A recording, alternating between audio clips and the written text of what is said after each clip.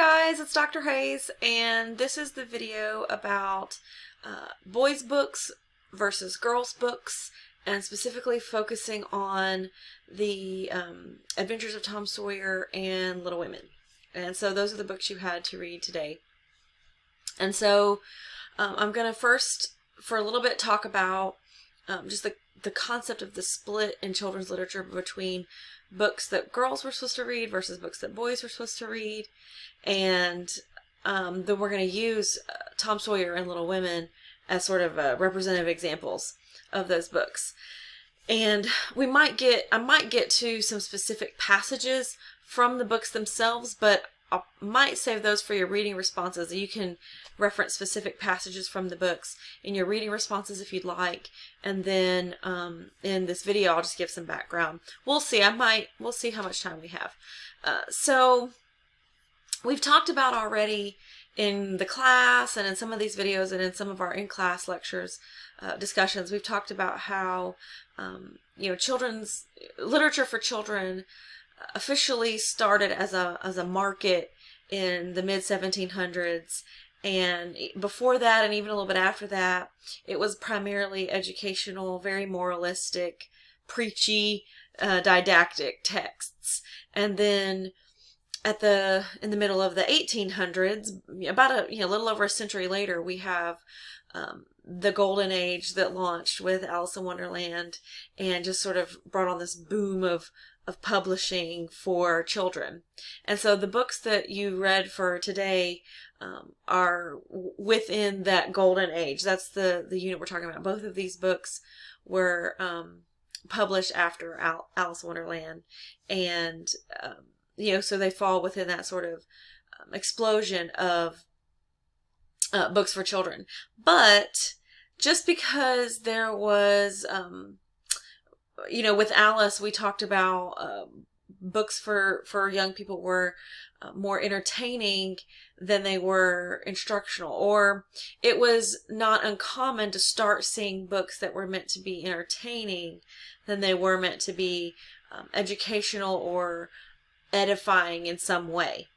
And so I want to talk about how that sort of split down the gender lines during this time. So when children's literature became a viable market, it became sort of a real no going back. Children of all classes are becoming more literate every year, and education reforms are happening and all this stuff. Well, along with the commodification and marketing of books for children came new genre categories and new ways to marketing categories.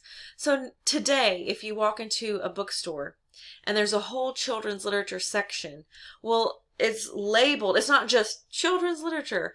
There are dozens of other labels, like subcategories of children's books. You have early readers, you have middle grades, you have young readers, which is like 12 to 14 or something like that. You have YA, young adult, for teens, which a lot of people who read YA are adults, so we'll talk about that when we get to the YA unit. But you have all of these categories: picture books and alphabet books and nonfiction and historical fiction and all these different subcategories of genres to kind of further market the books to a certain audience. And those categories are honestly more for the parents than they are for the kids, because the parents are going to give the kid books to read, and the parents are going to decide which ones they're going to buy until you get to YA, and then you probably have teenagers who are, spending their own money on them. But so we do have this sort of commodification, but I don't think that you would go into a bookstore now and see, these are the boys' books and these are the girls' books, right? You would never see that. Sometimes it's a little bit clear, not saying that books are not marketed to either little boys or little girls, but so there are books that are definitely gendered. You have like Fancy Nancy and Angelina, the ballerina, and all these little books that are, you know, they have pink frilly fonts and pink and purple and, you know, dresses, and they have sparkles on them, and, you know, all the things that quintessential little girls tend to like. And then you have books that are marketed to something that would attract the eye of a standard little boy reader, that has like trucks and dirt and, or like sports and, you know, all of these like generic stereotypical things that boys would like. Or, you know, usually it's primary colors, red and blue and green sometimes, and yellow. So the primary colors, and things with wheels and, you know, things like that, that little boy, you know, hands and eyes are attracted to. So there's definitely gendered marketing still in books, and especially visually, like with covers of books and the illustrations in books. But you don't have sections or certain books that are marketed to be appropriate for little girls, and books that are you know, marketed to be appropriate for little boys. But during the golden age and leading up to the golden age, like, you know, starting with Little Pretty Pocketbook, where, you know, it had a letter in the front. It was either to Little Master Tommy or Little Miss Polly, and it had a toy, and it was either for a boy or a girl, depending. It was a ball if a boy bought the book, and it was a pincushion if a girl bought the book. So starting with that, we've already had that discussion about Little Pretty Pocketbook. So starting with Little Pretty Pocketbook and the gendered toy and the gendered letter that came in the beginning, we now have set a precedent for some books are geared more and intended more for girls and some more for boys. That wasn't a thing before that, before Little Pretty Pocketbook. It wasn't, it was just, there were kids and they needed to learn how to read. So here was a reader, and here's a little book of poems, and here's a little book of, you know, things to recite, to read and edify yourselves. And here's little fairy tales and things like that, little chapbooks and fairy tales. But starting with the commodification of children's literature, I guess it was a money thing to sort of give guidance to the customers, i.e. the parents, give guidance to the customers of which book of all of ones that were becoming available would be most appropriate for their Little Master Tommy or Little Miss Polly, right? And so books started to sort of, there was this sort of schism where they started going, and they got sort of more and more gendered. Because in Little Pretty Pocketbook, the only gendered element in it is the letter in the beginning, and then the little toy that a boy was sort of assumed to would have played with it in a different way than a little girl would. But the letter in the beginning was really the only gender, but all the contents was pretty generic just for a kid. But then the content of books sort of started skewing more toward books for girls and more toward books for boys. And so it kind of became a whole thing, boys' books and girls' books. And now we've come around sort of full circle with our modern perspective of gender, whereas that's exclusionary and closed-minded, and we don't do that, right? We don't, I mean, little boys can read whatever they want, and little girls can read whatever they want. There's no librarian on the planet, no teacher on the planet that would prevent a boy or a girl from reading a book because, oh, that's a girly book or that's a boy. Now, there might be peer pressure in that way. If there was a little boy who was obsessed with, I don't know, something like Bratz or, you know, Junie B. Jones or some series that had girls as the main characters, there might be some peer pressure in that way, but there's nothing in the market or in the sort of library system that separates it that way. But because generations, though, of solidified gender roles, though, have sort of bred that in to, you know, things that are appropriate for little boys to like and things that are appropriate for little girls to like. So not saying any of that, but I feel like it all, in this particular market, I feel like it all started with the little ball and the little letter in Little Pretty Pocketbook of dividing, like, certain things are for girls and certain things are for boys. So now we've established that that was a real thing. I want to talk about what were some of the criteria of girls' books versus boys' books. I have a little whiteboard here. So since I'm not in the classroom, I'm doing a miniature version on this whiteboard. So we have boys' books and girls' books. Okay, so some of the criteria for boys' books, they were away. So, you know, we talked a little bit in class about the standard, and I talked about it a little bit on the Wind in the Willows lecture about this home away home trope that's popular in children's lit. I mean, it's popular in all literature on a more detailed scale, but it's, you know, this hero's journey in children's lit where you start at home, you go away on an adventure, and you come back. That's not necessarily gendered anymore. But it used to be. That was a boys' book where you go away. You leave home, think Treasure Island, and, you know, some of these adventure books like that where you leave. Mark Twain's other famous book, Huck Finn, where they leave and go on the riverboat journey and come back, right? Huck Finn does. And even Tom Sawyer, which we'll talk about in a little bit. So you're away, whereas girls are home. So girls were expected... Sorry, I kind of wrote that weird. Girls were expected to stay in the home, and that was the domestic sphere. That's a nice literary scholarship word for you. A lot of critics talk about the domestic sphere, the circle that girls were meant to stay inside, right? Stay within this sort of, those were going to be that was going to be your life. No matter what class you are, lower class or upper class, you're going to be responsible for the home. If you're upper class, that would imply hosting parties and being a good mistress of the house, and employing a staff and managing the budget of the home and ordering, you know, the grocery, you know, so it might be a little bit more of an upper class position, but you would still be in charge of entertaining company and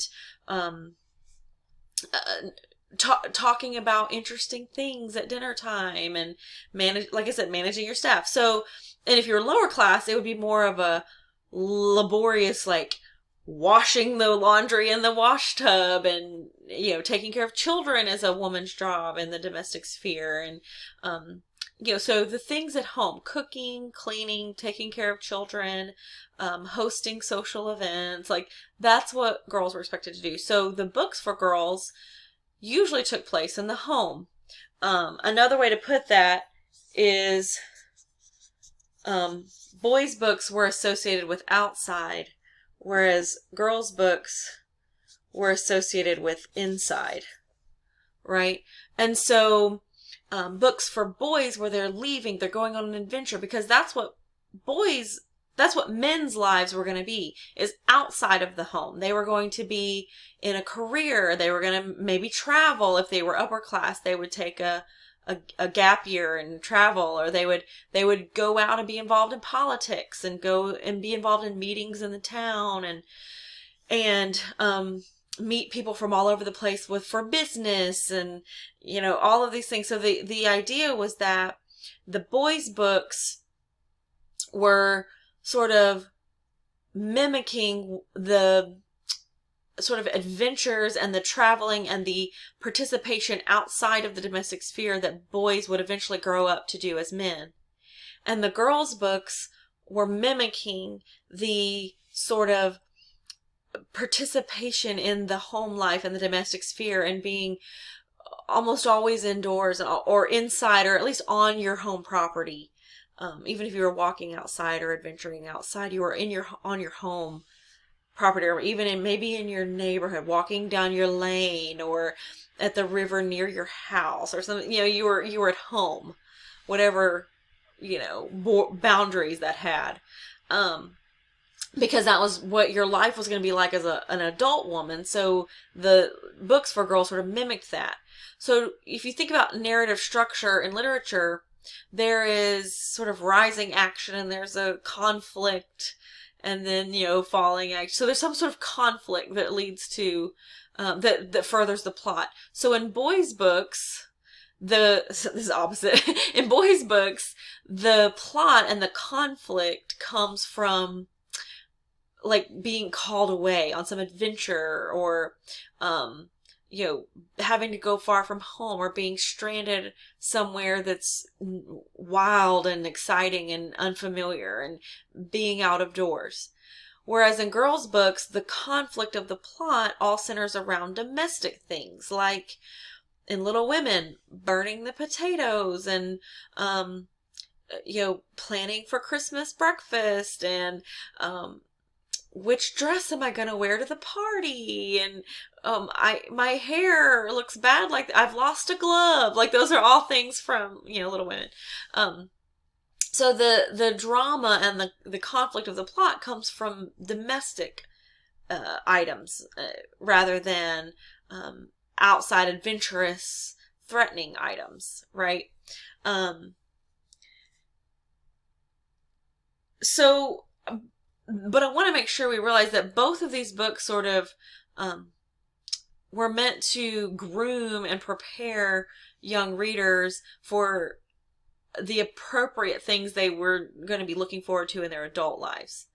And obviously, this is a little reductive. This is not the only features that were about boys' books and girls' books, and you know, because there were other themes, you know, like boys' books sometimes would have political connotations that girls' books wouldn't have. And I mean, that's when you're getting down to like an individual title by title basis. But as a general thing, you can think of boys read books about going on adventures and being in danger and wildness, and girls read books about the exciting drama of the kitchen and the drawing room and social things, and you know, making a good match, right? So that's maybe another category that we can put on here, that boys' books ultimately looked forward to a career, whereas girls' books ultimately looked forward to a marriage, making a match. So when your end goal is so different, then obviously the content leading up to that is going to be different as well. So that's just sort of a primer about the kinds of books that boys were being encouraged to read and the kinds of books that girls were being encouraged to read. So to kind of illustrate these concepts, I want to talk about, sorry, I'm going to drop those. I want to talk about not Huck Finn, but Tom Sawyer, The Adventures of Tom Sawyer as a boys' book, and The Adventures, or not The Adventures, but Little Women as a girls' book. So we're going to talk about Tom Sawyer first. I'll tell you a little bit about Mark Twain. He's not a quote-unquote full-on children's lit author. He's more known for the things he wrote for adults than he is for children.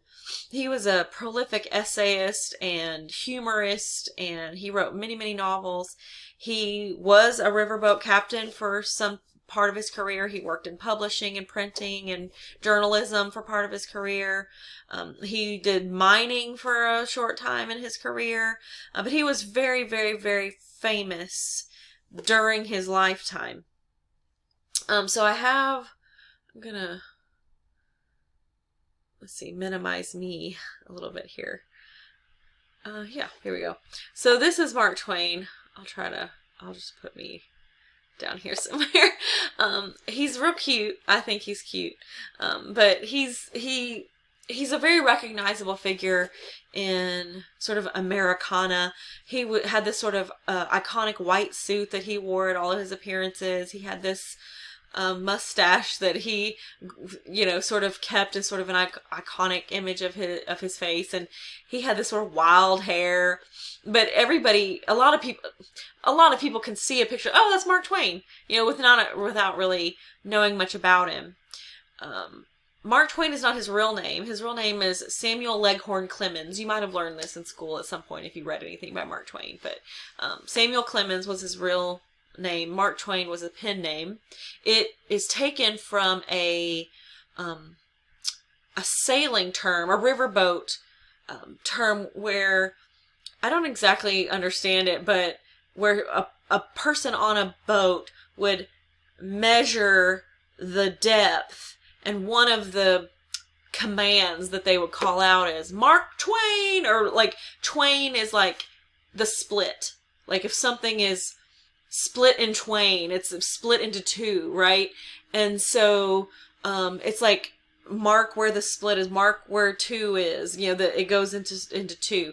That's, if you actually know what mark, you know, the term is, you're probably laughing at me, but it's something to do with a riverboat term where it's like one of the commands that one of the people on the riverboat would call out, Mark Twain. You know, it was an alert. So anyway, he took it as his name because he worked in sort of that industry. And I guess he thought it sounded like a name because Mark is a name. So he is from Hannibal, Missouri, where both Tom Sawyer and Huck Finn are set in Hannibal, Missouri. Let me back up. So, fun fact about me, this is a copy of Huck Finn. It's probably his more recognizable. People talk about Tom Sawyer a lot, but when they think of scenes from it, they're probably thinking of Huck Finn. Huck Finn has all the riverboat, like the raft where him and Jim are going on the raft, and his drunken dad, and like all that stuff. That's from Huck Finn, so that's what a lot of people think of. But Huck Finn, a lot of times, is considered to be more of an adult novel, even though the main character is a boy. Just some of the themes in it seem a little bit more mature, I guess you could say. So that's something that people argue. Twain himself, even about Tom Sawyer, he claimed it was not necessarily a children's book, but just, you know, a book for people like children of, you know, all ages, I guess you could say. But he was very playful with words. He was very, he's one of the most quotable American authors that we have. Many sort of tongue-in-cheek pun-style quotes that you've heard. Mark Twain has said it. He has a lot of famous quotations that people, you know, quote from him. You know, funny things he said and ironic things he said. And, you know, so he has kind of famously said that if Tom Sawyer's a book for boys, it is a book for boys, but I'm one of them. You know, that kind of like, I'm a boy right now, you know, even though he was an adult. So this is sort of muddies the waters, which is no pun intended, because it's on the Mississippi, which is called the muddy Mississippi, muddy waters. But what muddies the waters is that, you know, we talk about in a book who created the content, what's in it, and who's it for. Well, the person who created it is being very unclear about who it's for, right? And is not willing to say that it's just for kids. Some people think that was sort of a marketing thing, because he was a businessman. He was famous. Like, he met with presidents and monarchs, and, you know, he traveled Europe and he traveled America, and he made lots of money, and he also squandered most of his money on bad investments, but then he ended up paying it all back. But so he wasn't good with money, even though he made a lot of money, if that makes sense. But he was very well known, and he was a celebrity, one of probably America's earliest, what you'd call celebrities, right? And so, I mean, it just is bad business to limit your book to just a thing for little boys. And so I don't think he would ever delegitimize the book in that way, because children's literature, even though it was going through a golden age, it was still, you know, pretty new by the time, I think this came out in 1985. I probably should have looked that up before. Yeah, 1985 is when I'm pretty sure this came out. So it was a little bit later. because he had written lots of other stuff before Tom Sawyer. Like he was like known already as an author and had written, essays and various things before Tom Sawyer came out, and then Huck Finn came out a couple years later. So, children's lit, it was definitely undergoing a boom, but it wasn't like scholarly respected yet. But anyway, now it is pretty much accepted that The Adventures of Tom Sawyer is a book about young boys, for young boys, written by a young boy at heart, right? And so this is sort of the quintessential boys' book. There are passages, and some of the ones you even read, where, it's the boys' book. Tom is always outside, always out on some kind of adventure. If he's not, he's thinking about being on an adventure. He's pretending he's on an adventure. He makes drama and danger where there is none, right? He's the quintessential boy. And so he's stuck.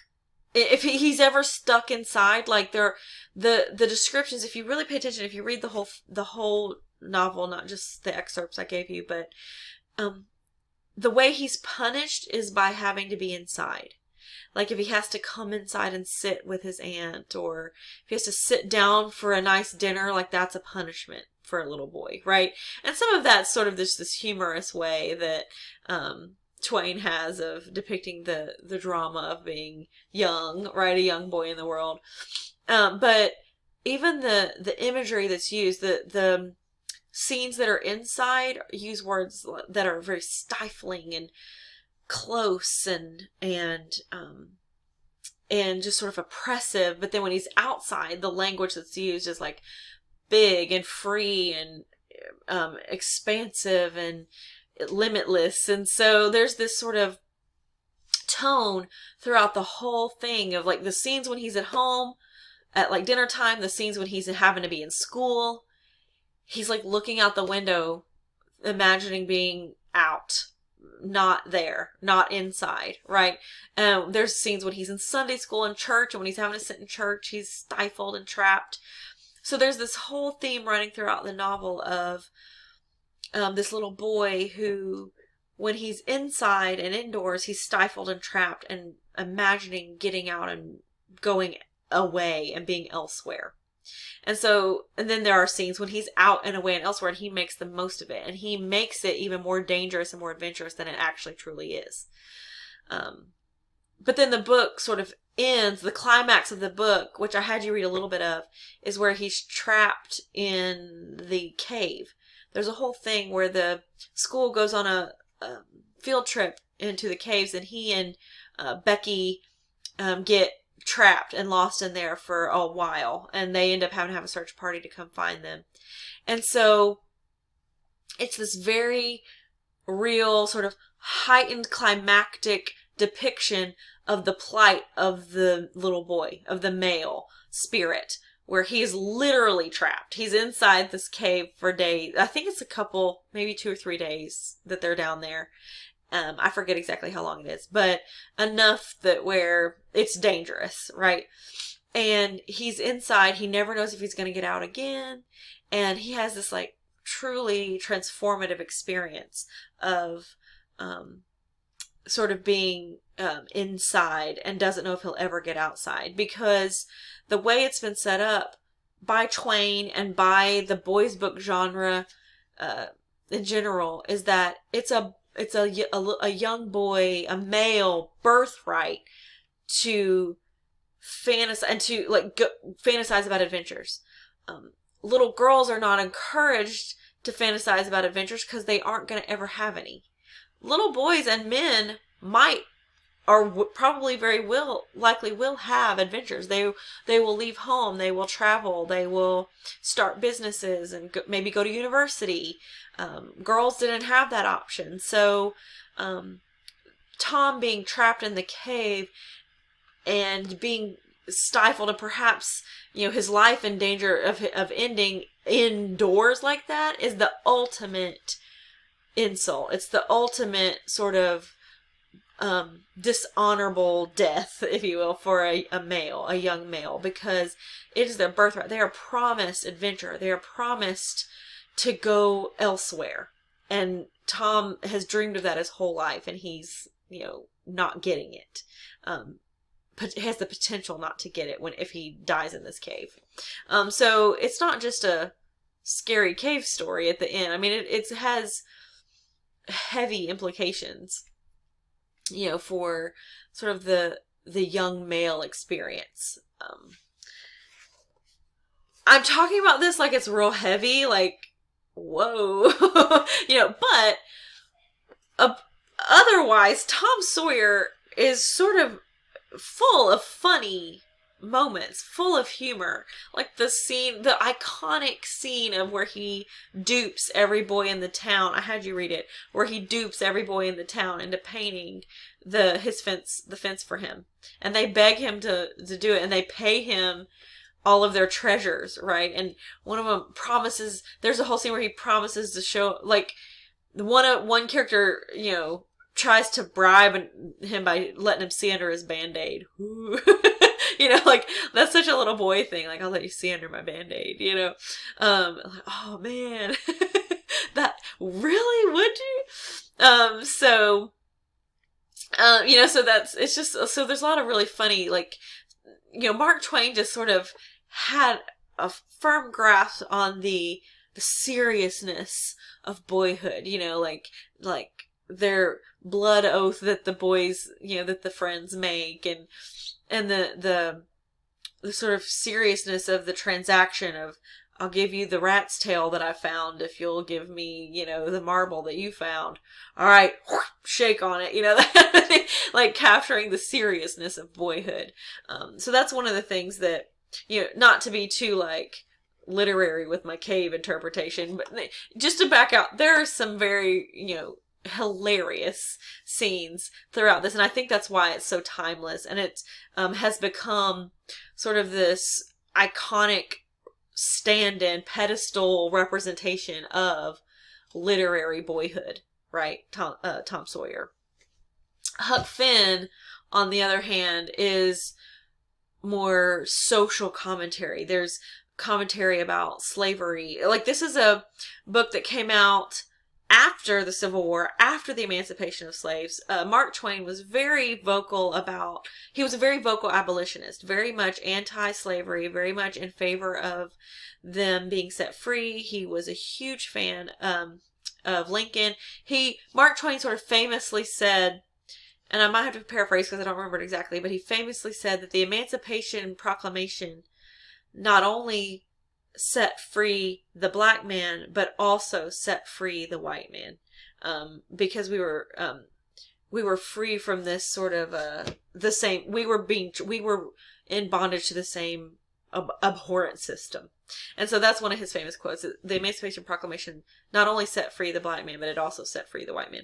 So Huck Finn is much heavier with social commentary. It was published in the 1880s, but it was set, both of these, Tom Sawyer and Huck Finn were published, they're almost be considered like a period piece, because they were set decades earlier than when they actually were published. So they were, he could sort of depict with a sort of critical eye the way that slaves and people of color in the South were treated. He could have a main character, Tom and Huck Finn both struggle deeply with, they do not think that the way that the slaves in their town are treated, they have major problems with it, but they also feel conflicted because they feel like they're supposed to think of slaves as less than, because it's the law. If they help out their slave, Jim, then they're breaking the law. So especially in Huck Finn, Huck is majorly conflicted, and so is Tom, is conflicted. If they help Jim, they need to help Jim because it's the right thing to do because he's a human being. But then they're breaking the law by doing it, and that's not good either. So that is the protagonist, and that's a protagonist point of view that only could have been possible after the Civil War ended and after the slaves were emancipated. Only then. He couldn't have written this before emancipation. It would have been too controversial, and and definitely wouldn't have been given to children. But you know, a couple of decades later, it was possible to write this book. So yeah, there's definitely some heavy things and heavy social commentary. Lots of stuff I haven't even mentioned. Critiques of the church. Twain was very outspoken about believing in God, but he did not really. He was technically Presbyterian and went to services at Presbyterian churches, but he was very sort of open about the fact that he did not really buy into organized religion, especially the way that churches in America and at the time did. He was more of a deist. Like, he believed in a higher power. And another famous quote of his is that, I believe in a higher power, and if God really does, if God really is all powerful and can do whatever he wants, then he must be out of his mind. Like, that's one of his quotes that he has said about God. So, you know, he was sort of cheeky about that. So there's critiques of the church, all these little scenes with, you know, Sunday school, and there's a preacher and everything. There's critiques on government. There's a whole trial here that you didn't, you know, read. But I mainly wanted to look at this as its depiction of boyhood. One more thing I'll say about Mark Twain. He very problematic opinions and representations of Native Americans. As much as he was in support of African Americans and their rights, and as much as he was in support of women, he definitely supported women's rights. He was very outspoken in favor of women's suffrage and their rights to vote and participate in government. Very much in support of women, very much in support of African Americans. He did not like Native Americans. He had, you know, he is on record calling them savages. And the villain in this book that you didn't really read much about, his name's Injun Joe. You know, that he's an Indian. He's the villain. He's the evil character in the story. So, you know, he's not Mark Twain's not perfect. He did have some very problematic views, but honestly, that his views on Native Americans were not really out of the ordinary for the time. They wouldn't have been considered controversial at his time. But anyway, there's so much more I could say about Mark Twain, but if you found humor in the little scenes that you read of Tom Sawyer, if you've never read it before, it's not that long. I would definitely maybe get you a little copy and read the whole thing. If you've never read Huck Finn, it's also not a huge book. You know, I feel like Tom Sawyer and Huck Finn. Tom Sawyer came first, and Huck Finn is technically the sequel of it, but like Huck Finn and Tom are in both, but Tom is the focus of this one and Huck is the focus of this one. So if you haven't read them, I mean, these are definitely ones that you need to, like, I think any American should read. And it's just such a quintessential experience of our history and our past culture. So yeah, that's all I'll say about Mark Twain. Let's move on to Louisa May Alcott. I know a lot more about her. I've been sort of obsessed with her for like my whole life. But let me see. I think I want to. Is this the screen I want to go to? Yeah. So I thought I would tell you a little bit about the Alcotts themselves, and because you can't really talk about Louisa May Alcott without talking about her parents and her family, because especially since Little Women was so autobiographical. It wasn't straight up autobiography, but a lot of the elements in it and the ways the characters are created was definitely autobiographical. So Louisa is, just like in Little Women, she's one of 4 girls. she has an older sister named Anna, who is represented as Meg in the story. She's the second oldest, just like in the story. Then she has Lizzie, who's the third, who's represented as Beth in Little Women. And then there's May, who is the youngest sister, who is Amy. Which, Amy, if you notice, is the letters of May switched around. If you switch A and M, you get Amy, right? I assume that was on purpose, but she didn't do that with... I mean, Lizzie is like short for Elizabeth. I think her full name was Elizabeth, and so Beth is her name. I'm not sure about Anna. I don't know how they changed her to Meg. I don't know why she changed her to Meg and herself to Joe. Maybe Joe and Lou are similar boys' names. But anyway, she definitely represented her family in Little Women and her parents. They look really severe in their portraits, but that's just kind of how the style of photography at the time. So I need to tell you a little bit about Bronson Alcott and Abigail Alcott. She went by Abba. Abigail went by Abba. So most of you guys in this class are education majors, and so you will probably study Bronson Alcott at some point. Bronson Alcott is a big influential name in the sort of early history of education in America. I didn't mention him in our last lecture about education in class because I knew we were going to talk about him during this. So Bronson Alcott basically invented what is called child-centered learning, which is kind of how all early childhood education is modeled today. Like the child-centered, like learning styles and lessons catered to the way a child's mind works rather than the way an adult's mind works. You know, we talked about education for the longest time was just, here, memorize these things. Memorize the letters, then memorize the words. Then you move up and you memorize little sentences, and then you memorize the poems. And it was a lot of just memorization, and then eventually you got into translation, where you'd be given a passage in some other language and you'd have to translate it into English. And so that's what a lot of education consisted of. Well, Bronson Alcott was very, very interested in development, like especially childhood development. He was one of the key figures in the Transcendentalist movement. So if you studied at all American history in school and you learned about the Transcendentalists, the big names in Transcendentalism were Emerson and Thoreau.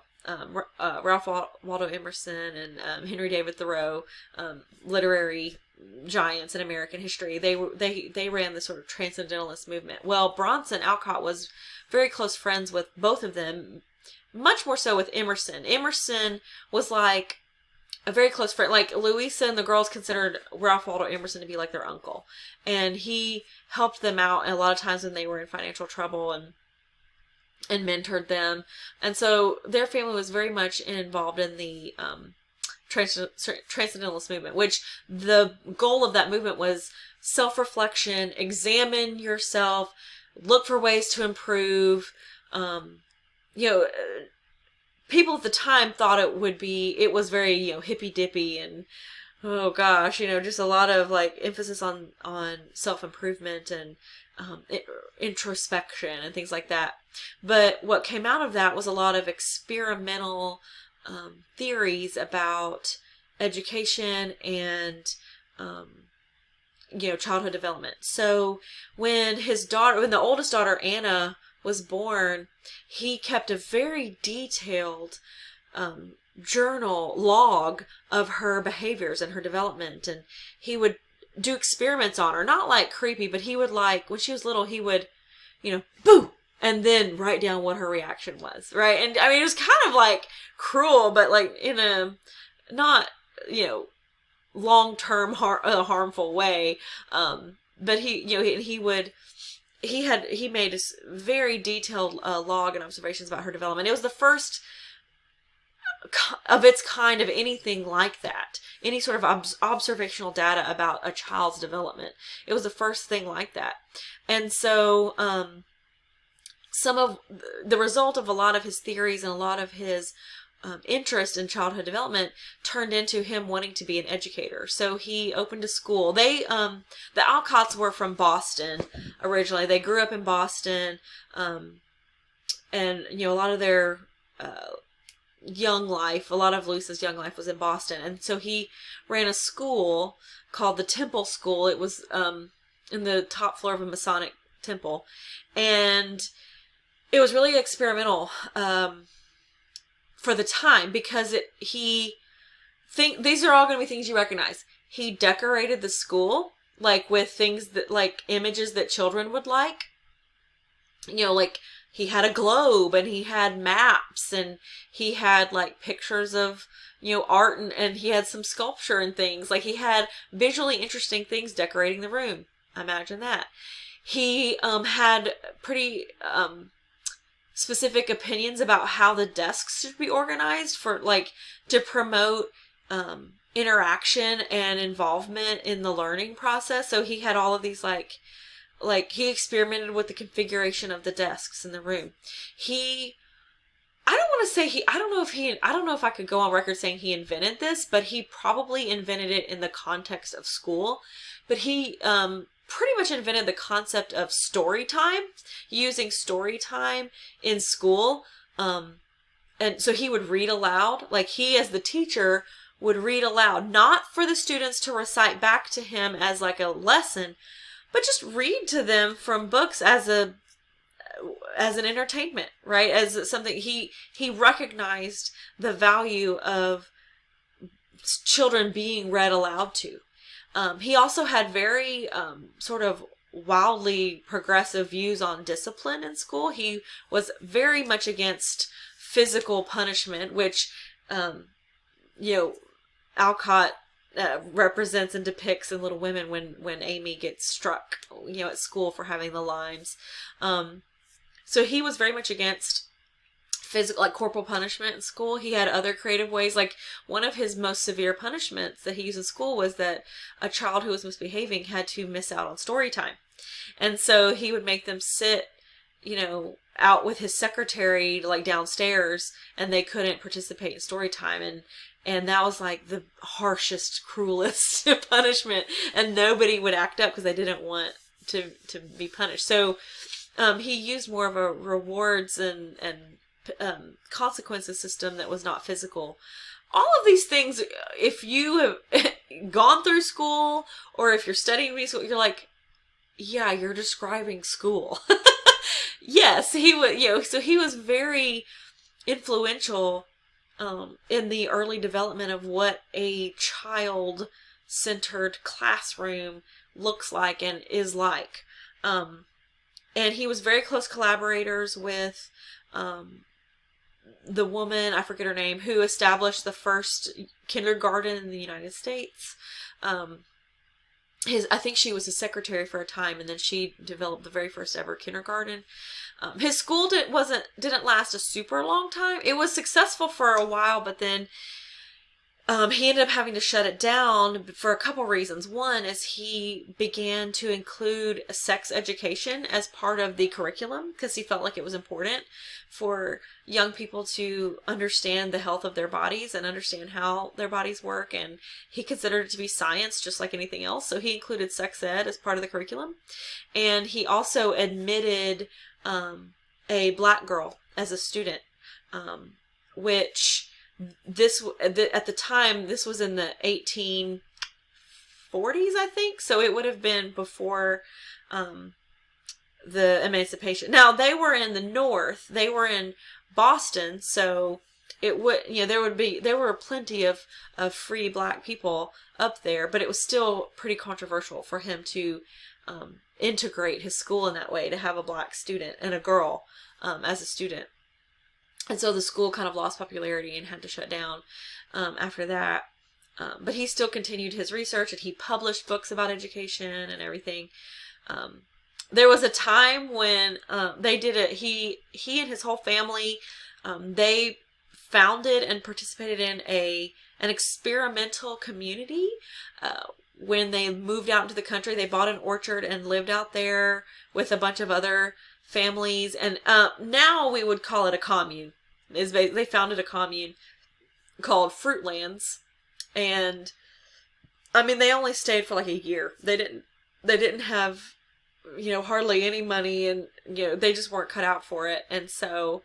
And a lot of the people they had recruited to join the commune ended up leaving because it wasn't what they thought it was going to be. And so that didn't last very long, but it was just kind of indicative of this experimental, progressive ideas that Louisa May Alcott was raised with. I need to tell you a little bit about Abba. She is boss, mainly because Marmee in Little Women is such a boss, awesome character that you need to sort of know that Abigail, she looks scary as hell in that picture of her. There aren't really any good pictures, but I think that's just the style of photography at the time. But she was sort of famous in their community. I should mention, after the school failed, they eventually moved to Concord, Massachusetts, and that's where they sort of settled, was in Concord, Massachusetts. When Louisa, they were much older, they moved to Concord, Massachusetts, and that's where they sort of were known for being in that community, and that's where she sort of lived out the rest of her life. Let me move to this. This was their house, Orchard House. It's still there. You can still go. You can go to it. I think some of the most recent film that came out was actually, the exteriors were filmed there. But it's set up inside as like a museum. Like, you can go visit it. Orchard House, and see that you can kind of see right here, that's a portrait of Alcott when she's a little bit older. Yeah, so that's once she became a famous author, she had this sort of a famous portrait she had made when she was older. But anyway, so they moved to Concord and they lived in this Orchard House. And so later in life, Abba, Alcott's mom, Abba became, I'm looking for my cursor, she became very active in the Concord public community, just like Marmee in Little Women. Abba, she is pretty much sort of credited as being the first social worker. Like, she opened up a halfway house for women where she taught them skills. She had sewing classes and other kinds of domestic classes where lower class women could come in and learn a skill that they could use to support themselves. You know, usually it was sewing and things like that, but there were other things. And they did sort of like trainings and counseling, and they had like clothing that would be donated. So it was basically she was the first social worker. And she would have women come there, and she would teach them how to carry themselves and how to give them a good outfit to wear, and then they could go get themselves a job and they would learn a skill. And so Bronson gets a lot of the attention in the educational world, but Abigail Alcott was amazing. She was just this amazing humanitarian and worker, and changed countless women's lives. And so Louisa May Alcott sort of passed that on to the Marmee character. Marmee is probably a romanticized, nostalgic representation of Abba Alcott. I mean, because Marmee, a lot of people criticize Little Women because Marmee is just too good. Like, she's just flawless, right? She's just too good. She's never angry. She always knows the right thing to say. She gives the perfect gifts at the exact right time, and she's so selfless and gives. So Marmee's characterization in the book, I'm gonna blow myself back up. Marmee's characterization in the book is probably a little bit unrealistic, but Abba was amazing, right? She was amazing. So I don't want to downplay that. Alcott, just a little bit of about her. So she never married. That's one major difference between her and Jo, her character in Little Women, is that she Alcott herself never married. There's speculation because she had a really, really, really good woman friend who they did everything and they traveled together and stuff like that. So there's some speculation that she was a lesbian, but didn't have that as an option in her life back then. That was not, she couldn't have lived as a lesbian. So, she just didn't, get married at all. But she was independently wealthy, so she didn't have to. She, became a successful author. So she taught, she worked as a teacher and she worked as a governess where Anna, her older sister, just like Meg, worked as a governess. Joe worked as, Joe, not in the novel did, but Louisa worked also as a governess and as a teacher, just like Joe did for a little bit. And she ran the house and taught her younger sisters while Anna went out and worked and got money for the house. That was all real, just from her real life. During the Civil War, Louisa went and worked as a nurse in a Washington hospital, and she wrote about it. And she has a collection of essays called Hospital Sketches, and she wrote about some of her experiences working in the hospital during the Civil War in Washington, and the experiencing the wounded men and sort of the trauma of that. It really affected her the rest of her life. She actually ended up contracting typhoid and was sent home because she contracted typhoid, and the treatments for her typhoid actually gave her mercury poisoning. And so that she was basically unwell the rest of her whole life as an adult. She wasn't a full-on invalid, but she just was sort of sickly and unwell for the rest of her life because of the mercury poisoning and the typhoid she encountered during that. So after she got back from that, she started editing a children's magazine. And one of the editors at the publishing company is like, you should write a girl's book, a book for girls, like what we're talking about. Publishers were even saying, we want a girl's book, right? And so she had already been writing. She'd wrote Hospital Sketches. Before that, she had been publishing stories, just like Joe does in Little Women. She published stories under a male pseudonym. She had it was like H.K. Bernard or something. Bernard was was her pen name, and it was a masculine name. And so she had a bunch of like ghost stories and sort of adventure stories and things that she would publish under a male pseudonym.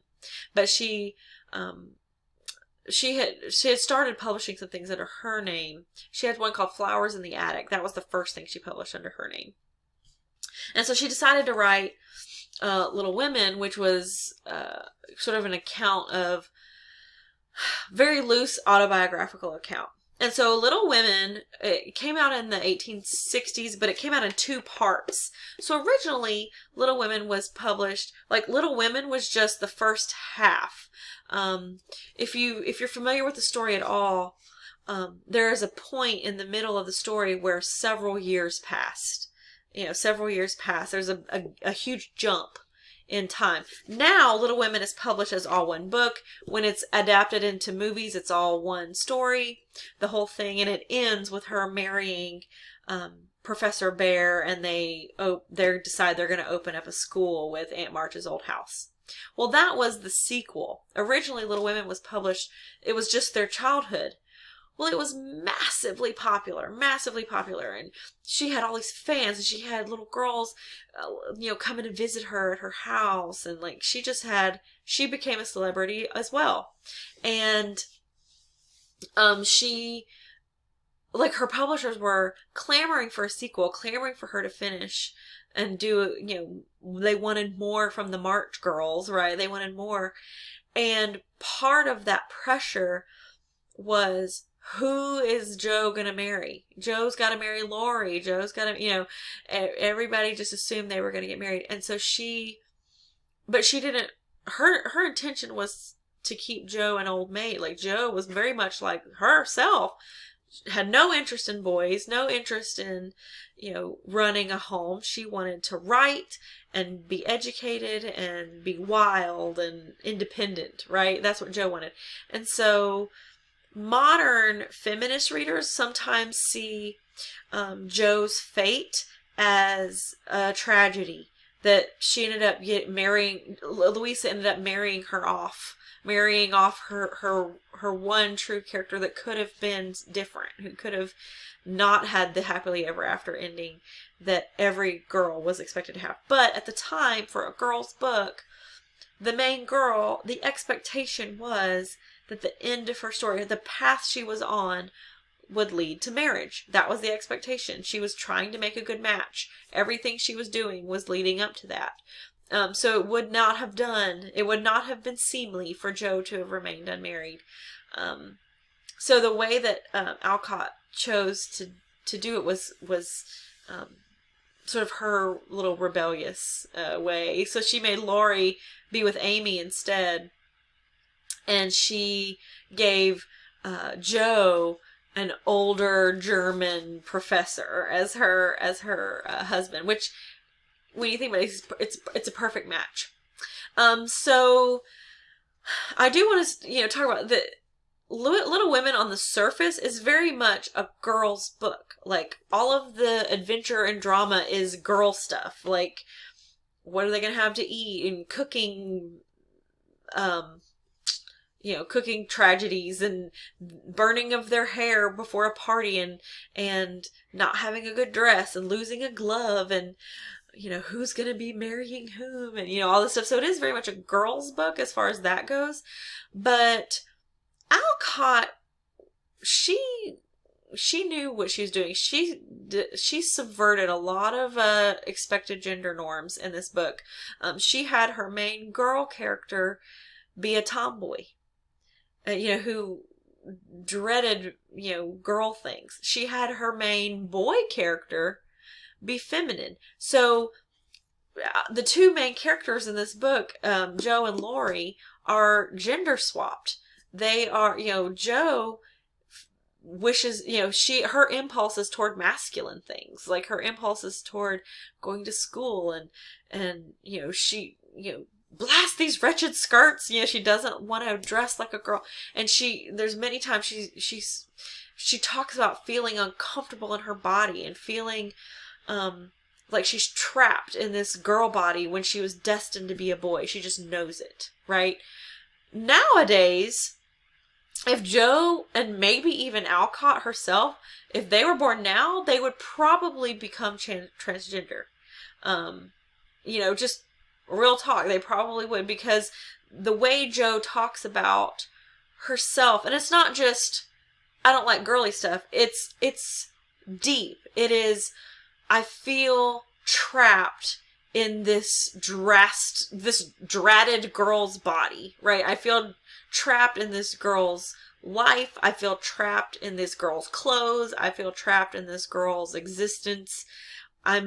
She goes, I just know I was meant to be a boy. There was some mistake. Like, she says that in the book. So nowadays, it's very possible that Jo and maybe Alcott would have been transgender if that had been an option. That is not canon. That is not something that, she'd do. And that's just my suspicion. Laurie is depicted as a very feminine boy. And man, he's depicted with sort of a delicate physique. He has long, slender fingers. He's a musician. Like, he plays the piano and composes music.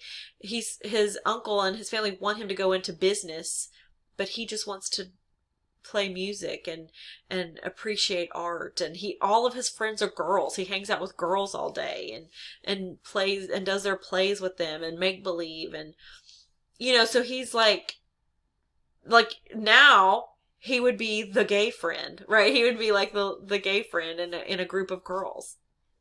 So you have these two main characters who have gender swapped their traditional roles. But the tragedy is that at the time that they existed and the time that Alcott was living, that was not an option. You could not swap your gender roles. It was okay for a girl to be a tomboy as long as she grew out of it and got back on track into the marriage path. It was okay for a young boy to be maybe a little bit more feminine in youth, but as long as he sort of like bloomed and toughened up and was sent off to school and kind of was toughened up and became a man eventually. And so they're both of these characters are on a path in youth that they cannot walk down.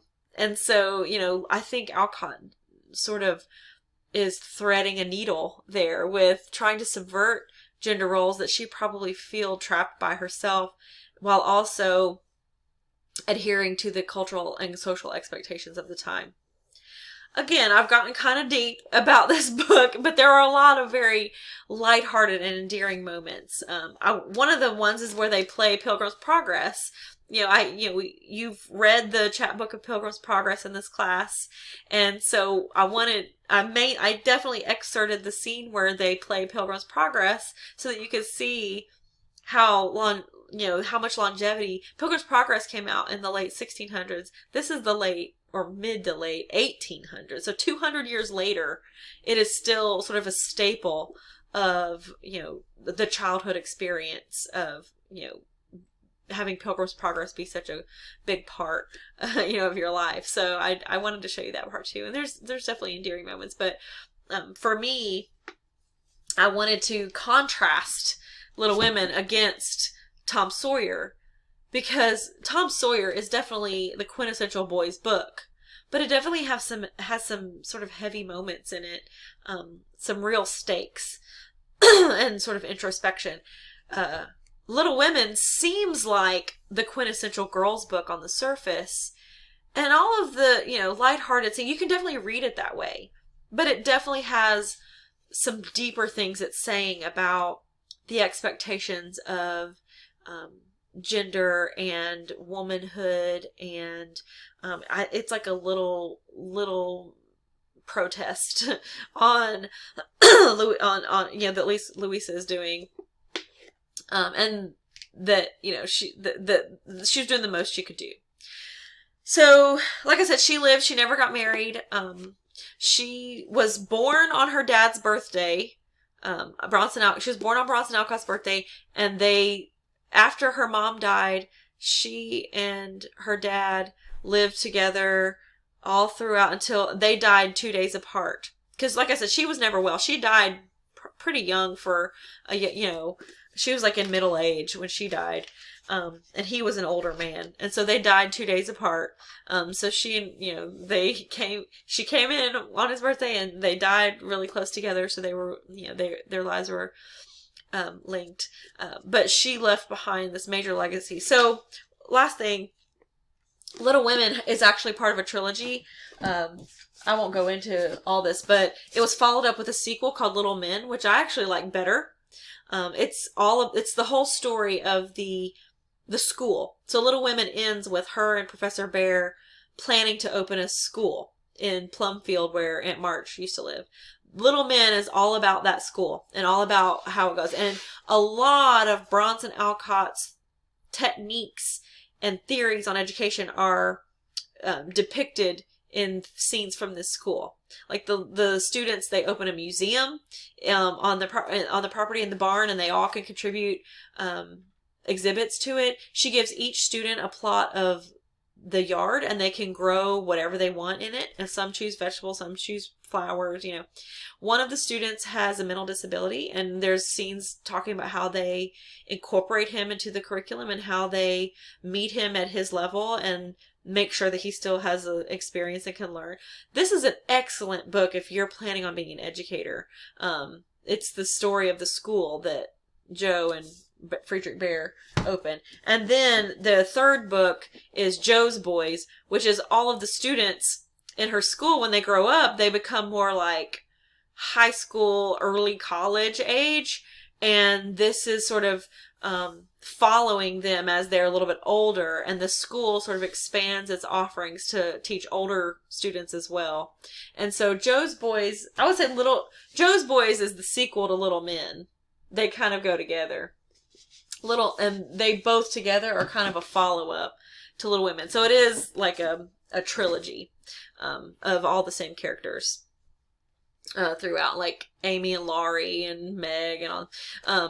Beth, the third sister, dies in Little Women she had scarlet fever and it weakened her heart and she ended up dying. That happened to Lizzie, as well. That was a real thing from their autobiography. So Beth isn't in Little Men and Joe's Boys, but the rest of the characters are, and their children are too. So I can't recommend those enough. These are two of my favorite authors from American Children's Lit. I wanted to sort of pick them to illustrate this division between what boys were being encouraged to read and what girls are being encouraged to read.